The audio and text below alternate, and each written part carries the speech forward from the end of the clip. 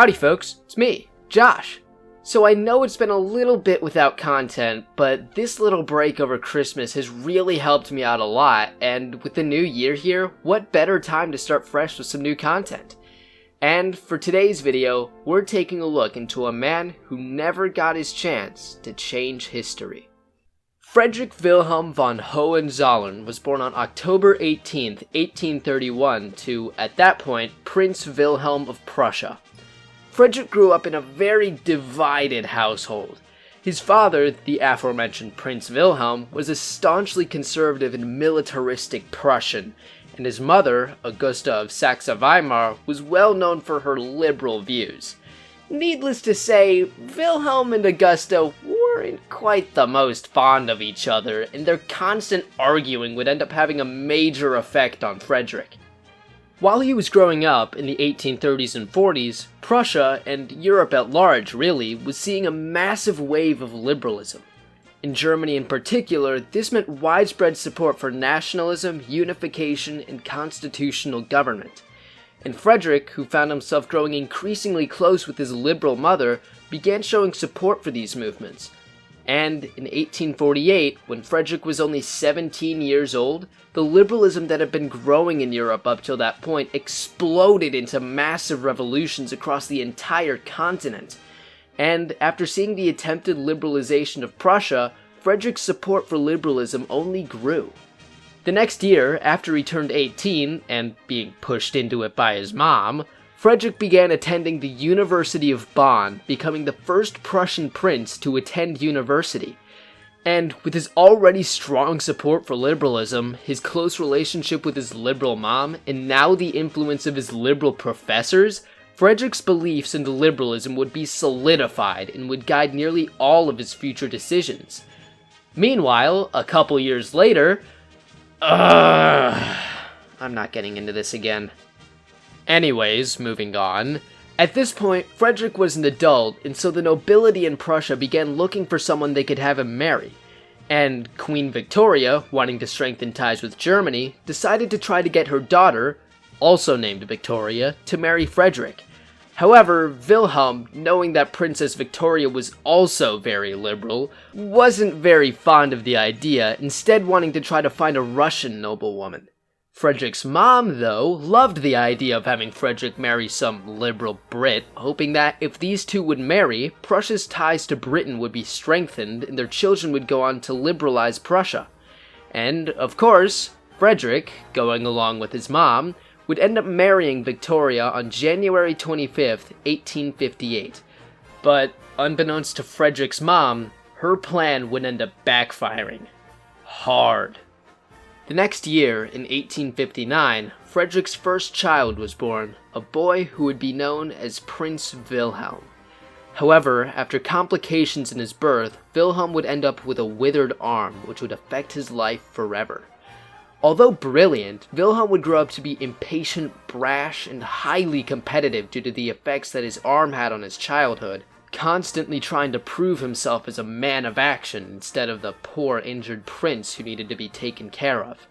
And with his birth having been from his British mother and overseen by a British doctor hired by his British grandmother, Wilhelm would end up despising all things British, growing up to be a staunchly conservative, militaristic Prussian, exactly the opposite of what Friedrich's mom had intended.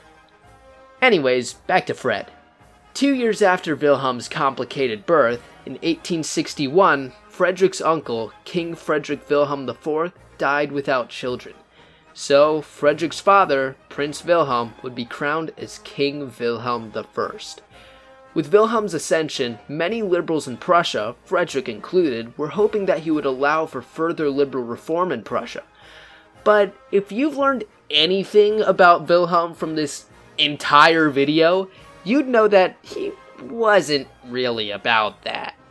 Instead, Wilhelm would rule as the Prussian soldier that he had been his entire life, which would ultimately create a rift between him and his son.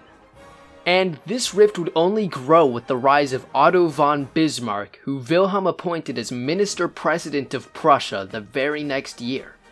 Bismarck was also a staunch conservative, likely even more so than Wilhelm. And as such, he also understood that democracy couldn't be trusted with most decision-making, and so he often overruled or even just ignored the Prussian Diet whenever they tried to do something stupid. And as you can probably imagine, Frederick wasn't particularly happy about this. And so, with the two most powerful men in Prussia against him, Frederick decided to do the one thing he knew would get them to change: protesting. Frederick continuously spoke out against Wilhelm and Bismarck, until one time in 1863 when he protested a little too hard, outright denouncing Bismarck, which pissed Wilhelm off so much that Frederick was banned from politics. Yep. And so, with Frederick being grounded by his dad, he decided that if he couldn't protest, he would have to find another way to prove himself. That being military service. Frederick would end up fighting in the Second Schleswig War after it broke out in 1864, and would later become a war hero by leading the Prussians to victory in the Battle of Königgrätz in the Austro-Prussian War of 1866. And in 1870, after the outbreak of the Franco-Prussian War, Frederick became widely respected for his humane treatment of wounded French soldiers. However, despite his outstanding military service in these wars, Frederick hated war. He despised the idea of uniting Germany through war and violence, rather wanting it to be done through peaceful means instead. And when the Austro-Prussian War broke out, Frederick described it as fratricide. In 1871, though, after the conclusion of the Franco-Prussian War, Frederick became the crown prince of the German Empire, with King Wilhelm being crowned as Kaiser Wilhelm I. However, despite this, Frederick was still grounded and had no meaningful political influence at all. But when Frederick learned that Wilhelm had appointed him for an important job, he knew that this was about to change. And so, Frederick rejoiced when he learned that he had been appointed as protector of the public museums.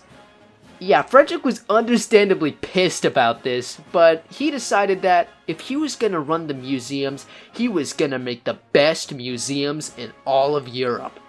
And, to give him credit, he actually did a pretty good job.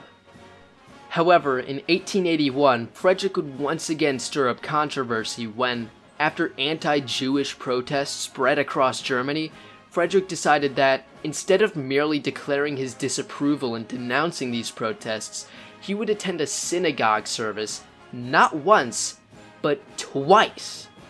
But the thing is, Frederick was not just a Christian, but the heir to a Christian empire. So attending these services was seen by many as a betrayal of the Christian faith, ultimately bringing widespread criticism from many across Germany, particularly Prince Wilhelm, who would describe Frederick as weak and cowardly for this betrayal. A few years later, though, in 1887, Frederick's health began to show signs of decline. Frederick had been a heavy smoker for many years, and this would ultimately catch up with him when, on March 6, 1888, Frederick was diagnosed with throat cancer. And 3 days later, on March 9th, Frederick's dad, Kaiser Wilhelm I, would die at the age of 90. So, Frederick would end up being crowned as Kaiser Frederick III, but at this point, he was mortally ill. Frederick wanted to be able to reform Germany into a British-style constitutional monarchy. Gee, I wonder where he got that idea. But he would never get the chance. Eventually, his throat cancer would end up getting so bad that he was no longer able to speak, being able to forced only to communicate through writing. But on June 15th, 1888, Frederick would pass away at the early age of 56, having reigned as emperor for only 99 days. In his last diary entry, he wrote, "What's happening to me? I must get well again. I have so much to do." But, unfortunately for him, he would never get that chance. After he died, Frederick would end up being succeeded by his son, Prince Wilhelm, who would then be crowned as Kaiser Wilhelm II at the young age of 29. Otto von Bismarck, who had solidified his grip on power by this point, didn't expect Wilhelm to be on the throne within his lifetime, so he didn't have a concrete plan of how to deal with him, instead just hoping he could manipulate him into doing his will. However, Bismarck would be mistaken when, due to Wilhelm's hot-headedness and desire to prove himself, he would be forced to resign in 1890, with Wilhelm II beginning his own personal rule, ultimately leading Germany down the path to World War I and its own destruction. But what if that changed? What if, in an alternate timeline, Frederick didn't smoke so much and didn't end up dying of throat cancer? Frederick would continue his reign on into the future and would try to oppose Bismarck, but with Bismarck being as entrenched as he was, and Frederick being the more passive man that he was, I mean, heck, the dude put up with being banned from politics for 25 years, I don't think he would actually have the gall to take any meaningful action against Bismarck like Wilhelm II had in our timeline. Frederick would likely fire some conservative ministers or something, but Bismarck would manage to retain his control over the German government. And with Bismarck managing to retain his position, this would mean that Germany would find itself in a much better position than it did in our timeline. Germany would maintain a peaceful position in Europe and keep good relations with both Britain and Russia. France would still hate the Germans, of course, but in this timeline, Bismarck's careful foreign policy would make sure that their anger would be contained, with France being isolated from other European powers. When it comes to colonies, Germany would put much less of a focus on colonial expansion, maintaining the colonies they already held, but not expanding beyond that. In China in particular, this would mean that Germany wouldn't expand into Shandong, meaning that the subsequent European scramble for spheres of influence never happens, and things such as the open door policy, which gave Western powers equal access to Chinese trade, limiting competition, doesn't happen either, ultimately meaning that Western powers would continue to compete in China. And the Boxer Rebellion, which was also a result of German expansion into Shandong, would also never happen, meaning that European powers would maintain their territorial ambitions in China. And so, by the time the Qing dynasty collapses, European powers would very likely invade and establish colonies in China in order to secure their interests in the region. However, Otto von Bismarck would end up dying in 1898, and so the country would end up falling into the hands of Frederick. Frederick would try to begin liberalizing Germany, but knowing Bismarck, he probably would have put in place some measure to prevent Germany from becoming too liberal. But despite that, Germany would end up in a period of relative liberalism, with Frederick doing his best to reform the country. As we approach the 1910s though, one question becomes clear. Would Frederick manage to survive to the assassination of Franz Ferdinand? The answer is, it doesn't matter. With Germany having maintained their alliance with Russia, Frederick probably forming an alliance with Britain, and Wilhelm II not being able to stir up tension in Europe, this means that any conflict that does arise wouldn't break out into the continent-scale war that we saw in our timeline. Austria would still seek an invasion of Serbia, but regardless of whether they're successful or not, if they aren't able to reform, they would still end up collapsing. Germany might end up annexing Austria proper, and Russia might do the same with Galicia, and potentially set up some puppet state in Hungary, with the Balkans coming firmly under Russian domination.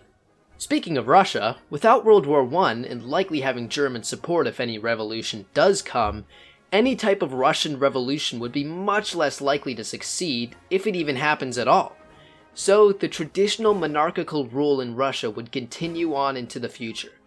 In the US, without World War I to spark US intervention in Europe, America would remain in its traditional isolationist state, enforcing the Monroe Doctrine and still expanding across the Caribbean, Pacific, and North America. Eventually, though, Frederick would end up dying in the mid to late 1910s and would be succeeded by Wilhelm II. Wilhelm would once again begin to push for colonial expansion through the Mittelafrika Plan, and might establish some colonies in China, if there's any space left. He would still push for a war of aggression against France, and with support from Britain, they would easily manage to defeat them, with both of them taking French colonies, and France essentially being kicked out of the colonial game. However, after this conflict, relations between Britain, Germany, and Russia would likely deteriorate, with the three of them becoming intense rivals. Britain and Germany would continue competing for colonies, Britain and Russia would keep competing over Central Asia and control over China, and Germany and Russia would compete for control over Eastern Europe and the Balkans. But as Wilhelm II dies and is succeeded by his son, Wilhelm III, the European age of imperialism and monarchy continues on into the future, with conflict looming on the horizon. So I hope you enjoyed today's video. If you did, make sure to stick around for more content just like this. And hey, you can also maybe subscribe or something. So that's it for today's video. Well, till next time, see ya.